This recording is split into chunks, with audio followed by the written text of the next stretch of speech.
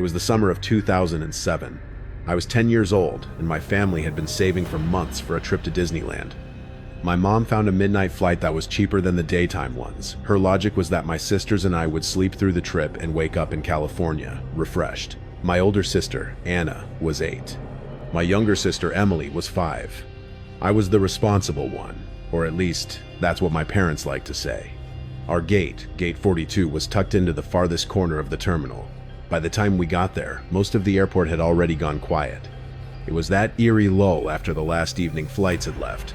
But before the red eyes started boarding, the overhead lights were dimmed to a tired, yellow hum, and the whole terminal looked like something half forgotten. I was sitting there, doodling in my sketch pad, when my mom took Emily to the bathroom. My dad told me to keep an eye on Anna while he ran to grab food from the 24-hour deli near security. 10 minutes, he said. Don't move. And then he left. So there I was, 10 years old, sitting in a mostly deserted terminal, pretending I was the man of the house.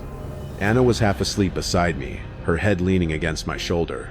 The red clock above the gate desk blinked 11:30 p.m., then 11:31. The place was almost empty now, except for a janitor buffing the floors and a lone security guard pacing near the corner. That's when I noticed him. He was standing far down the corridor, maybe 150 feet away, where the hallway curved toward the main concourse. At first, I thought he was a statue completely still, leaning against the marble wall. He wore a dark, heavy suit that looked way too formal for travel, and it hung on him awkwardly, like it didn't fit right. What got my attention wasn't his clothes. It was the fact that he wasn't doing anything. Everyone else in the terminal was moving, working, walking, waiting, but he just stood there, watching. And I realized he was watching us. I told myself he was just waiting for a flight, but the screen above the gate had been blank for almost 20 minutes. There was no upcoming flight listed, nothing but the airline's logo floating idly on the monitor. Still, he didn't move. I tried to focus on my drawing, but my eyes kept darting back to him. His head didn't turn, but even from that distance, I could feel it. His gaze was locked on our row of seats at gate 42. The way you can feel someone's eyes on you, even when you don't want to look. My dad's 10 minutes came and went. 15 passed. No sign of him. My chest felt tight. The man was still standing there, and the terminal had gone dead silent. The janitor had moved on, the guard was gone, and it felt like it was just me, my sleeping sister, and him. Then he moved. It wasn't normal movement. He didn't stride forward like a man. He kind of glided. His feet stayed close to the floor, sliding across the carpet in slow, deliberate steps. His pace never changed. Constant, smooth, almost mechanical. He was heading straight toward us. Every instinct screamed to wake my sister and run, but I couldn't. My dad had told me to stay put. I was supposed to be responsible. I had to protect Anna. I tried to breathe, tried to convince myself he was harmless. Maybe he was drunk or sleepwalking, but the closer he came, the more wrong he looked. His clothes were too clean. His suit looked freshly pressed, but old, like it had been hanging untouched in a closet for decades. His skin was pale, with an odd gray tone that caught the dim yellow light in a way that didn't seem alive. He stopped about 50 feet away, near a closed gift shop. Just stood there again, not moving, not blinking. I looked at the blank gate monitor again. Nothing but the airline logo. Empty. Still. And then he raised his hand. A single, stiff motion. One arm lifting until his index finger was extended, not toward me, not toward Anna, but toward the gate door, the one that led out onto the tarmac. It was such a simple gesture, but it froze the air in my lungs. Then I heard it, a sound that didn't make sense in the silence. It wasn't loud enough to be a whisper, but it was close, like someone crumpling paper inside my head. Wet, unearthly. I turned toward the sound, half expecting to see a flight attendant or another passenger at the desk. There was no one there. The desk was dark, empty, perfectly still. I looked back. The man hadn't moved. His arm was still raised. His finger was still pointing at the door. Something in me broke then. My hands were shaking. I wanted to scream for my dad, but the thought of making noise, of attracting the man's attention, felt even more dangerous. I pulled Anna fully into my lap, holding her tight, whispering for her to wake up. She just mumbled something. still half asleep. I closed my eyes, counted to 10. When I opened them again, he was closer. A lot closer. He stood, maybe 20 feet away now, his face finally visible in the sickly light. His eyes were wrong, wide, black, glassy, and still. His mouth hung open slightly, as though it had forgotten what breathing was supposed to look like. His suit caught the dim light like it was wet. I could hear the faint scrape of his shoes on the carpet, soft, steady, rhythmically dragging closer. He stopped just 6 feet from us, towering, unblinking. I could see every detail now. The old gold watch on his wrist, frozen at 11:58. The tiny scar under his left eye, the dry cracks in the skin at the corner of his lips. Then, he spoke. The voice that came out of him didn't sound human. It was low, gritty, like gravel rolling in his throat. She can't be here, he whispered. I froze. He wasn't looking at me. His gaze hung somewhere just past me, toward the empty gate monitor. I'm sorry, sir. I managed to stammer. We're waiting for our parents. Our flight's delayed. He didn't respond. His eyes shifted downward to Anna, asleep in my arms. The small one, he muttered, as if reciting something. She needs to be inside. Before it closes, I pulled Anna tighter. Inside what? The plane? He gave a slow shake of his head. No, not the plane, the door. It's for her. Then he reached out his hand slowly, painfully slowly, toward my sister's bare ankle. That was it. My body moved before my brain could catch up. I shoved Anna off my lap and screamed, "Get away from us!" My voice cracked, high and panicked. But it worked. He froze, his hands suspended midair, fingers trembling inches from the seat cushion. For a few unbearable seconds, we just stared at each other, me shaking, him motionless. His eyes swallowed the light. Then two things happened at once. The gate monitor suddenly flickered to life with a loud electric pop, and the word boarding appeared in bright, pulsing letters. And my dad came jogging down the hallway, holding 2 paper bags, looking irritated. "Hey, what's going on? Why are you yelling?" he called out, completely unaware of the terror that had just unfolded. I turned back to point to show him, but the man was gone. The aisle where he'd stood was empty. No sign of movement, no sound. Just that flickering boarding sign washing everything in cold light. My dad jogged up, still holding his deli bags, looking confused. "Hey, what's with the yelling? You scared half the terminal." I opened my mouth to explain, to tell him that someone had been standing right there watching us, reaching for Anna, but the words tangled up and died in my throat, because there was nothing left to point at. No man, no shadow, nothing. "He was here," I stammered, pointing weakly. He was gonna grab Anna. He said she needed to go through the door." Dad frowned. He glanced around the empty seating area, sighed, and crouched down to my level. "It's late, bud. You probably dozed off. Had one of those half dreams, you know? Your brain mixes the airport noises into it." He smiled, but it didn't reach his eyes. "You're okay. Come on, we're boarding." Anna was crying now, clutching my arm, swearing she'd heard something. But my dad didn't listen. He just rubbed her shoulder and said we were all overtired. My mom and Emily showed up a minute later, smiling like nothing was wrong. They hadn't seen any of it. As we lined up to board, I glanced one last time at the spot where the man had stood. I don't know what I expected, a trace, a shadow, but the carpet was empty. Except for one thing, a tiny slip of white paper. It was perfectly folded into a neat square, sitting exactly where the man's hand had hovered seconds before. My dad was already ushering us forward, so I did the only thing my instincts told me to do. I snatched it up and shoved it into my pocket before anyone could see. I told myself I'd look later, but even as we walked down the jet bridge, I could feel the note's thin edges pressing against my leg, like it was alive in my pocket. Inside the plane, the noise and light felt almost comforting at first. People talking, babies crying, the flight attendants giving the same safety speech. They always do. Normalcy. Our seats were in the very back row, Mom with Emily by the aisle, Dad beside them, and Anna and me by the window. The smell of stale air, jet fuel, and cheap carpet filled my nose. But none of it helped me shake what had just happened. I kept glancing toward the front, half expecting to see the man coming down the aisle, that same slow, steady glide. But he wasn't there. Of course he wasn't. Still, I couldn't let go of the fear. Not completely. As the plane began to taxi, I felt the note pressing against my leg again. I hesitated, then slowly pulled it out under my blanket. The paper was cold, actually cold to the touch, like it had been in a freezer. It was the kind of cheap notepad paper you'd find in an office supply closet. I unfolded it carefully. There were only 3 short lines written in small, perfect handwriting in dark blue ink. Flight 635, midnight. 1 short. You have the right age. My stomach dropped. That was our flight number, our departure time. Every word was about us. 1 short.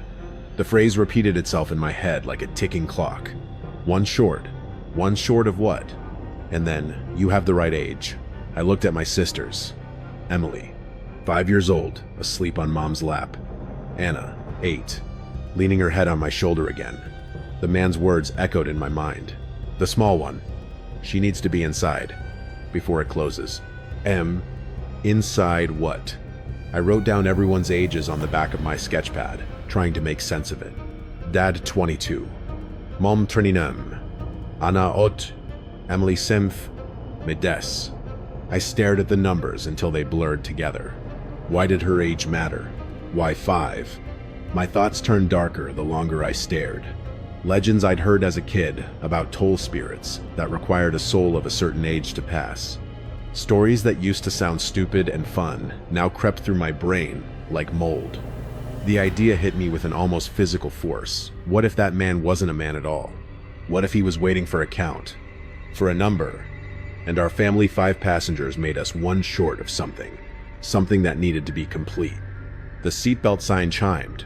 The plane started to lift off the runway, engines screaming. Everyone else looked relaxed or sleepy, but all I could think about was that phrase, 1 short.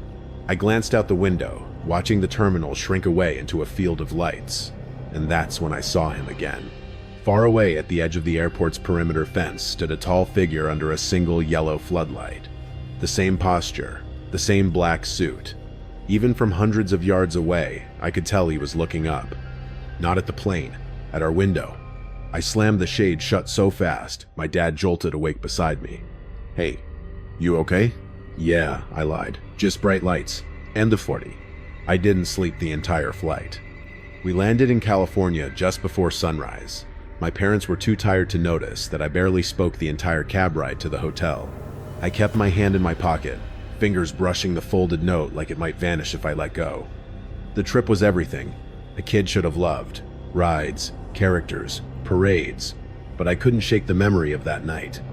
I'd see shadows in every crowd, tall shapes in the corners of my vision that disappeared when I looked twice.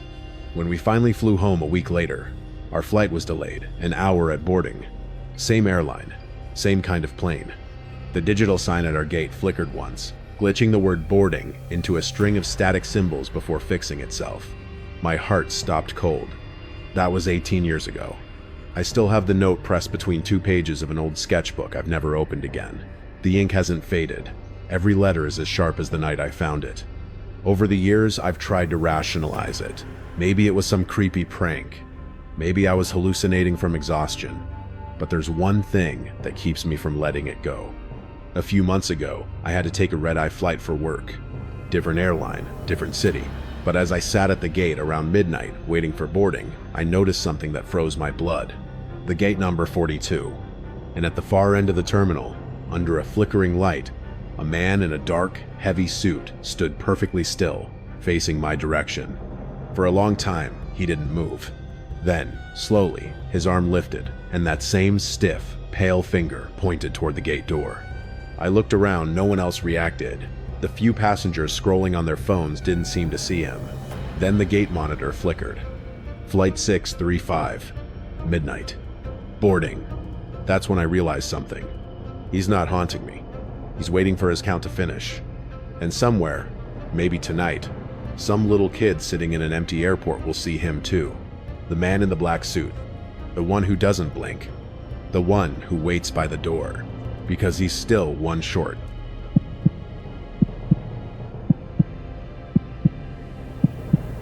I was 26, running on fumes after a 2-week business trip across Asia. Meetings, presentations, airports, hotels, it all blended into one endless sequence of artificial light and bad coffee. My reward for surviving it was a 7-hour layover in what I'll call the hub, a massive, gleaming international airport, the kind that feels more like a luxury shopping mall than a travel terminal. Everything was glass, steel, and polished perfection. My connecting flight to Boston wasn't until 5:30 a.m. It was 1:45. I was too tired to sleep, but too restless to sit still. So, I decided to walk. The hub is never really empty, but at that hour, it felt abandoned. The usual chaos, rolling suitcases, chatter, overhead announcements was gone. The concourses stretched out like arteries in some sterile, sleeping beast. The only sounds were the faint hum of the air conditioning and the steady rhythm of my suitcase wheels clicking against the polished tile. My gate was C78. The departure board said it was in the South Wing extension, a new section I hadn't seen before. Perfect, I thought. I'll stretch my legs and check it out. The directions guided me deeper and deeper into the quiet, past shuttered duty-free shops, dark food courts, and travelers cocooned in airport blankets. Finally, I reached a pair of double glass doors marked in stark black letters, "C Gates, access only." The moment I stepped through, everything changed. The air felt different, colder, thinner. The lighting shifted from warm yellow to a faint, sterile blue that washed the color out of everything. The floor beneath me was polished black granite, so shiny it reflected the ceiling lights like a perfect mirror. The corridor ahead stretched endlessly forward, straight, symmetrical, sterile. No shops, no staff, no life. It didn't feel like part of an airport anymore. It felt like a gallery built by someone obsessed with control. The signs overhead glowed in white lettering. C60, C65, C70. I started walking. The gates seemed farther apart than normal, spaced at odd intervals. After a few minutes, I checked my phone. No service. Fine. I turned on my Kindle app and started reading to distract myself.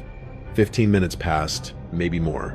I wasn't keeping track until I noticed something, a small circular lounge area off to the side. 3 enormous red chairs sat in a neat arc, each one shaped like a melted sculpture. The design was so strange, it stuck in my mind immediately. I smiled a little. Weird choice, I muttered to myself, and kept walking. C72, C74. A few minutes later, I looked up from my book and froze. The same chairs. The same weird, melted red chairs in the same circular lounge area. I stopped dead. It was impossible. I had been walking in a straight line. There were no intersections, no curves, no turns. Yet here they were exactly as before. I told myself it was just fatigue. I'd been awake for almost 20 hours. Airports sometimes use repetitive layouts. Maybe this section was mirrored. I forced a laugh and kept moving. But as I passed C74 again, unease gnawed at me. This time, I pulled out my phone, opened the stopwatch app, and started walking. I counted my steps. My heartbeat synced with the click of my shoes on the granite. A minute 45 seconds, C76. Another 90 seconds, red chairs. Again, the exact same scuff on the back of one. The same light flickering above. The same wrongness. My chest tightened. I turned around and looked back. The corridor behind me stretched out into perfect symmetry. Too perfect. It didn't make sense. Space itself didn't make sense here. I wasn't just lost. I was caught in something.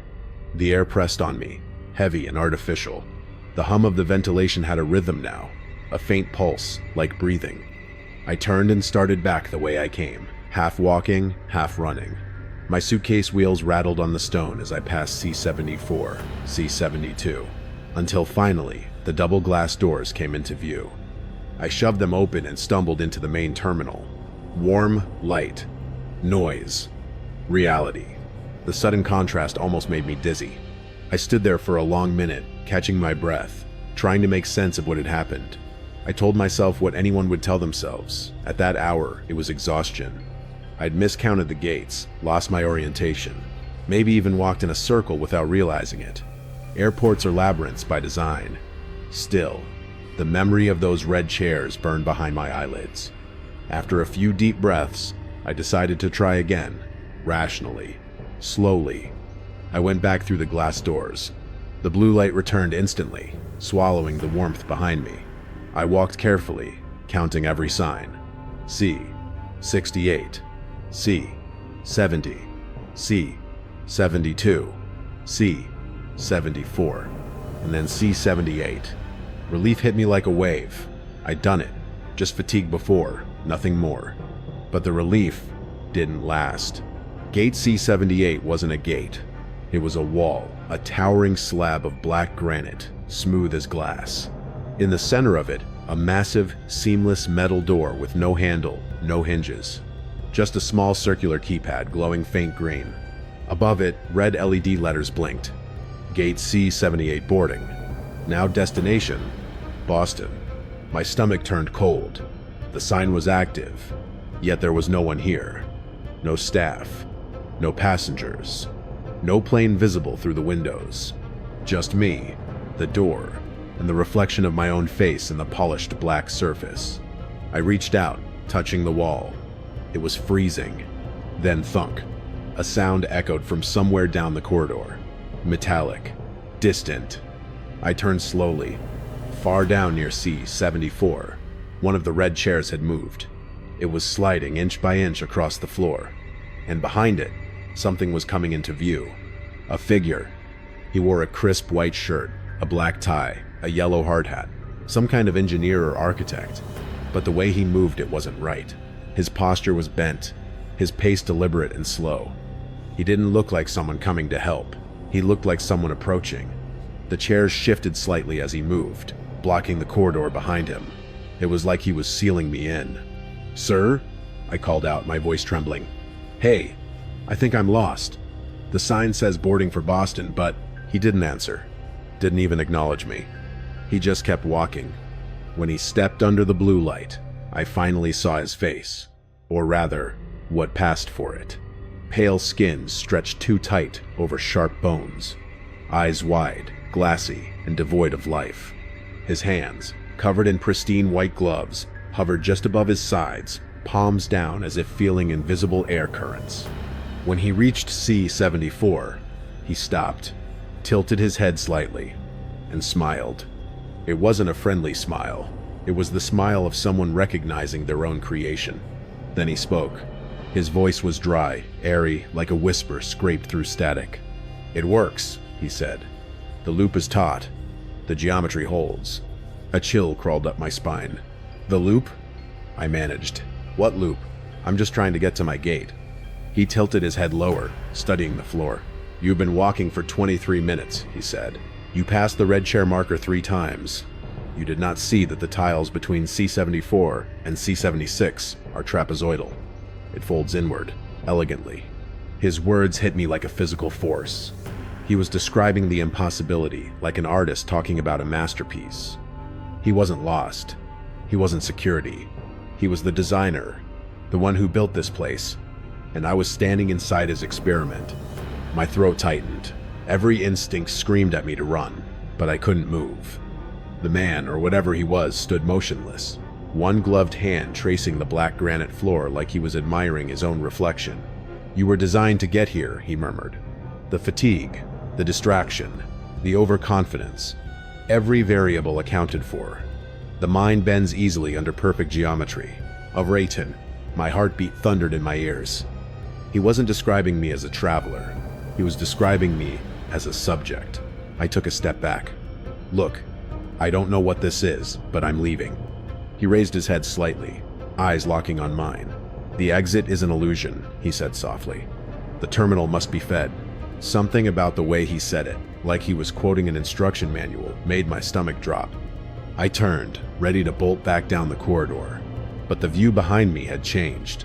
The hallway wasn't long anymore. It had collapsed inward, like the architecture itself had exhaled. The blue light was dimmer now, almost suffocatingly so. And through the gloom, I could still see the red chairs closer this time, their outlines warped by the reflection on the granite. No matter which way I looked, there was nowhere to go that didn't lead back into the loop. My panic tipped into desperation. I grabbed my suitcase, the sound of its wheels echoing like gunshots across the floor. "Stay away from me!" I yelled. The man didn't flinch. He only crouched lower, pressing his palm flat against the floor. The first inversion required 10 subjects, he whispered. The geometry failed. They escaped through reflection. I corrected it. His eyes flicked toward me, blank and hollow. This one will not fail. That was all I needed to hear. I swung my suitcase up with both hands and hurled it at him as hard as I could. The impact made a heavy, wet thud. The man didn't cry out. He just collapsed, not like someone falling, but like a mannequin folding inward. His hard hat rolled across the floor, spinning in lazy circles before clattering to a stop. I froze, staring. His body twitched once, then stillness. And then, from somewhere deep beneath the floor, came a sound low and mechanical, like distant thunder. The ground vibrated through my shoes. The massive black door behind me, what I had thought was solid granite, shuddered. Then, with a slow, metallic groan, it began to open. A blast of cold air rushed out. Not wind, something heavier, thicker. The smell hit me next. Metallic, stale, almost electrical, like burnt copper and old blood. Beyond the threshold was nothing. Not darkness, but absence. A void that devoured the blue light around it, bending it inward. My reflection disappeared entirely. I didn't think. I just ran. I sprinted down the corridor, past the red chairs, past the faint distortion in the tiles where reality didn't quite fit together. The hum of the lights grew louder with every step until it turned into a shrill, almost human wail. My only thought, get out. Get out before the loop resets. I saw the glass doors ahead shimmering like salvation. I threw myself through them, stumbling into the main terminal again. Yellow light. Human noise. Civilization. I collapsed against a wall, gasping for air. For a few seconds, I thought I might vomit. The world felt too normal now, the chatter, the vending machines, the low buzz of distant conversation. I turned back to look through the glass. The corridor beyond was still there, silent and sterile, but it looked normal again. Straight, empty, ordinary. Nothing moved. I stood there for a long time, waiting for someone to come through those doors. No one did. When my flight finally boarded, I didn't sit down. I stayed, standing near the gate, refusing to look at my phone, refusing to rest my eyes. I didn't trust stillness anymore. When the plane took off, turbulence rattled the fuselage like a warning. I stayed awake the entire flight, replaying every second in my mind, trying to force it into logic. But deep down, I knew there was no logic. I told myself I'd imagined it. That's what any sane person would do. I'd been exhausted, overstimulated, hallucinating. The human brain does strange things when deprived of sleep. So when I had another business trip and saw the hub listed as my connecting airport again, I decided to face it, to prove to myself that none of it had been real. When I landed, everything looked normal. The terminal bustled with people. The signs gleamed. The hum of the air conditioning sounded ordinary. I followed the familiar route down the main concourse, past the souvenir shops, until I reached the glass doors. Seagate's access only. The same lettering. The same sterile font. I hesitated for a moment, then stepped through. The air didn't change this time. The lighting was normal, bright white, not blue. The floors were regular gray terrazzo. People milled about, dragging suitcases, chatting. Every gate looked identical. The red chairs were gone. In their place sat a Starbucks kiosk, the smell of burnt espresso filling the space. It was all normal. For a moment, I almost laughed, until I reached Karton 70. The gate was new, functional, staffed, brightly lit. The check-in counter gleamed beneath a large monitor showing Boston on time. But just in front of the counter, the floor changed. 4 perfect squares of polished black granite broke the pattern of the terrazzo. 4 small, reflective panels that didn't belong. I stepped closer. My reflection rippled across the surface, and right in the center, barely visible unless you looked for it, was the faint, circular imprint of a hard hat, pressed into the stone like something had been sealed there with impossible force. My heart started pounding again. It wasn't just a mark, it was his. He had been here, and whatever had happened that night hadn't been a hallucination. It had been part of something much larger, something intentional. I stared at that imprint for what felt like forever. Then I backed away slowly, the same phrase echoing in my mind over and over. The terminal must be fed. Fed with what? I didn't know. but I knew who was doing the feeding. The architect wasn't just some deranged engineer working late shifts. He was something else, something that lived within the geometry of that building. A mind that thought in blueprints and corridors. He didn't build for people. He built for the structure itself. I never went back to the hub after that. No connecting flights, no layovers, nothing. I pay extra for direct routes now, even if it means double the price. Because sometimes, when airports expand, when they add new terminals, new wings, new gates, something in the design feels off. Too perfect, too symmetrical, too quiet at night. And I can't stop wondering, when a passenger disappears in one of those endless corridors, when someone misses a connection and is never seen again, do they vanish into the system? Or does the system simply close over them, quietly absorbing them into its geometry? Because if you ever find yourself walking alone in an airport after midnight, and you start seeing red chairs that shouldn't be there, you might already be inside his design. And if you hear a voice whisper, "The loop is taut," it's already too late.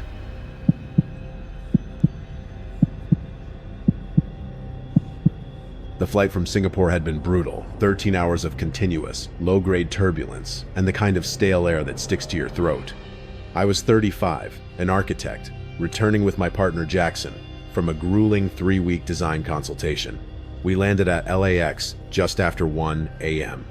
Jackson, a writer, was an overreactor by nature, already muttering about how the airport lighting gave him a headache. I, the calm thinker, just wanted my recognizable green hard-shell suitcase and a hot shower. The international arrivals hall was immense, cold, and functionally silent. Only one baggage carousel was running, serving a handful of weary passengers from our single, delayed flight. We took our place by the slow-moving black conveyor belt, a small group of strangers bound by shared exhaustion. My bag, which I'd chosen for its extremely specific color, a vibrant, slightly metallic emerald green, was always easy to spot. It was one of the first off the chute. I recognized the distinctive white scuff mark near the handle and the worn zipper tab. I pulled it off the belt, placing it on the floor beside me. I checked the white adhesive tag that airlines stick onto the handle. L. Davies, LAX. My name, my destination, all correct. I gave Jackson a tired small smile, one hurdle cleared. Then the curiosity started. Exactly 45 seconds later, a second bag slid through the curtain and onto the belt. It was identical. Not similar, identical. The same brand, the same metallic green color, the same size and shape, down to the unusual black mesh on the wheel casings. I honestly thought for a moment I had put my own bag back on the belt by accident. "Holy cow, look at that," Jackson said, nudging me. "Did you buy your luggage at a 2-for-1 sale? That's ridiculous." I shook my head. "It's a specialty color, a limited run. That's why I got it. I've never seen another one." We watched as the second bag circled the belt. None of the other passengers, now dwindling in number, made a move toward it. They were all focused on their own, more conventionally colored luggage. Jackson laughed, grabbing his duffel. Guess someone else in Singapore had equally great, if deeply unoriginal, taste. "Come on, let's get out of here. It's 2 a.m. I was already walking toward the circling green bag. Something about the duplication felt too perfect, too mathematically improbable. I didn't believe in coincidences that precise. I reached the bag and bent down. I checked the adhesive tag on its handle. I fully expected to see a different name, a different flight, maybe a common name like J. Smith or M. Chen. Instead, my blood went instantly cold. The tag read, L. Davies, LAX. I peeled back the top corner of the sticker. My address, my phone number, and the flight number were all precisely correct. It wasn't a similar tag printed with the same details. It had the identical font fade, the same alignment error on the label maker. It looked like a carbon copy of the tag on the bag at my feet. "Jackson, look at this," I whispered, my voice sounding strained. Jackson walked over, already annoyed. He stared at the two identical bags, the two identical tags. He blinked slowly. "Okay, that is really weird. Maybe a system glitch? They printed 2 tags for the same bag and somehow 2 bags got checked in? But look closer," I said, pointing to the claim check strip. "That tiny, perforated tear-off slip that gets stuck to your boarding pass, the one that serves as the final proof of ownership. The one at my feet, my actual bag, has a claim check number starting with a 78. I gestured to the circling bag. This one has a number starting with B45. They were both my name. They were both tagged to my flight, but they had fundamentally different tracking numbers. It meant two completely separate items were checked in under my identity. Two bags, one name, one address. The belt finally ground to a stop. We were the only two passengers left in the vast, echoing hall. My original bag, my life, stood innocently beside me. The duplicate, the mystery, stood alone on the halted belt. "This is identity theft," I said, the words feeling too large for the room. "Someone checked in a second bag using my details. Why? What's in it?" Jackson, the skeptic, was trying to rationalize. "It's an operational error. They messed up the routing and slapped on a duplicate tag to fix it. It happens. We report it. We leave. It's not a mystery. It's just a bureaucratic nightmare." But my fear was already deep-seated, running on a current of chilling psychological certainty. The two bags represented an impossibility. If someone needed to send something under a false identity, they'd use a common name, not meticulously replicate a unique tag for a specific flight. This wasn't a crime of convenience. It was a statement. It was personal. I called the attention of the single airport security guard standing by the customs exit. He was a middle-aged man with weary eyes, and he walked over, chewing slowly. He looked at the two bags, then at the tags, then back at us. He sighed a slow, deep sigh that conveyed volumes of boredom. "Yeah, that happens with overseas flights," he mumbled, wiping his mouth with a paper towel. "Computer glitch. Just take one of them, sir. The system's been acting up since the upgrade. Leave the other on the belt. Lost and found will sweep it in the morning." I felt a wave of cold fury. But which one? They're both tagged to me. They both contain my ID, my address. "Doesn't matter," he interrupted, waving his hand dismissively. "Take the one you think is yours. If there's a problem, you call the airline." He turned and walked away, utterly unconcerned. We were left with the choice. The one I knew was mine, A78, or the one that had manifested on the belt, B45. I felt a terrifying, irrational pull toward the duplicate, an urge to know what dark thing was hidden inside the shell I had unwittingly designed. I made the practical choice, the one Jackson urged me to make. "Let's go," I said, hoisting my original bag, a 78, onto its wheels. We reported from home. I looked one last time at the duplicate, sitting on the motionless, black belt. It looked like a body left on a cold, marble slab. We walked out of the terminal. The air outside was cool and wet. Jackson was already on the phone, angrily dictating the tracking numbers to a bored airline clerk. I was silent. The image of the second tag, the second identity, burned into my mind. We reached the car, threw the bag in the trunk, and started the hour-long drive home in the deep silence of 2:30 a.m. freeway traffic. I kept my rearview mirror constantly adjusted, scanning the dark highway for any car that followed for too long. Around 3:15 a.m., we pulled into the driveway. Jackson was still grumbling about the airline's incompetence. I took the key out of the ignition, my hand shaking slightly. The air in the car was thick with unspoken tension. Just as I reached for the door handle, my phone, which had been resting silently in the center console, screamed. A loud, aggressive, metallic ring, the sound I only hear when a text message alarm goes off. It wasn't a text, it was a phone call, an unknown, blocked number. I stared at the screen, the noise cutting through the silence of the car like a rusty saw. "Don't answer it," Jackson said, his voice flat with exhaustion. "It's probably the airline calling back." But the chilling certainty was back. The call was too immediate, too aggressive, appearing just as we arrived home. I slid my finger across the screen. "Hello?" I said, my voice barely a whisper.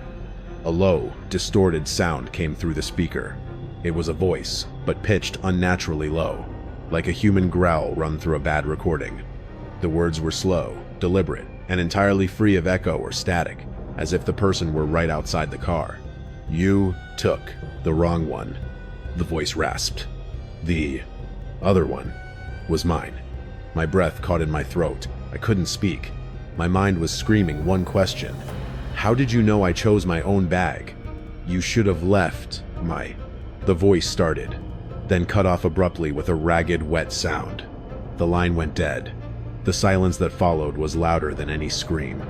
I dropped the phone. Jackson was staring at me, his face pale in the dim interior light. "Who was that?" he demanded. "What did they want? Was it a prank?" "He knew," I managed, my voice shaking uncontrollably. "He knew which bag I took. He said the other one was his." We stumbled out of the car, dragging my original green suitcase out of the trunk. We unlocked the front door and threw the bag onto the hardwood floor of the living room, backing away from it as if it were a dormant bomb. Jackson, finally shedding his skepticism, knelt down and fumbled with the combination lock. It snapped open.